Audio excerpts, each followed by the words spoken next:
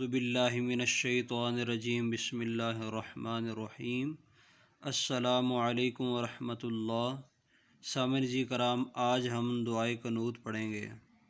دعائے قنوت اس طرح ہے: اللہم انا نستعینک ونستغفرک ونؤمن بک ونتوکل علیک ونثنی علیک الخیر ونشکرک ولا نکفرک ونخلع ونترک من یفجرک اللہم ایاک نعبد ولک نصلی ونسجد علیک نسعی ونحفد ونرجو رحمتک ونخشى عذابک ان عذابک بالکفار ملحق۔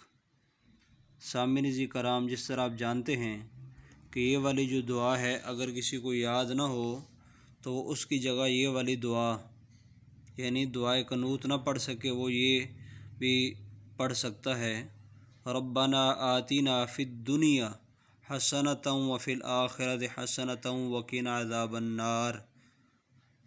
اور اگر دعائے قنوت پڑھنی بھول گیا اور رکوع میں چلا گیا تو واپس نہ لوٹے بلکہ سجدہ سہو کر لے۔ تو سامعین جی کرام، یہاں ایک غلط فہمی دور کرنا یہ ضروری تھی کہ بعض لوگ یہ سمجھتے ہیں کہ یہ جو دعا ہے ربنا آتنا فی الدنیا حسنۃ وفی الآخرۃ حسنۃ وقنا عذاب النار، یہی دعا کافی ہوتی ہے۔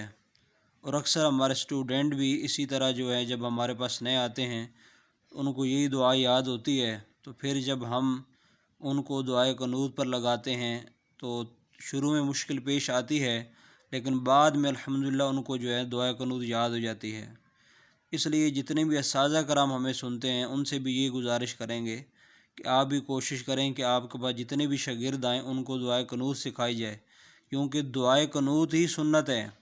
یہ اس شخص کے لیے جس نے بھرپور کوشش کر لی اور کئی مہینے کوشش کرنے کے بعد بھی اس کا ذہن اتنا کن ذہن ہے، اس کو یہ دعا یاد نہیں رہتی، تو پھر وہ ربنا آتینا فی الدنیا۔ اب اچھے بھلے ذہین بچے جو ہے وہ ربنا آتینا فی الدنیا یہ والی دعا پڑھ رہے ہوتے ہیں وطروں میں، تو یہ دعا پڑھنا سنت نہیں ہے۔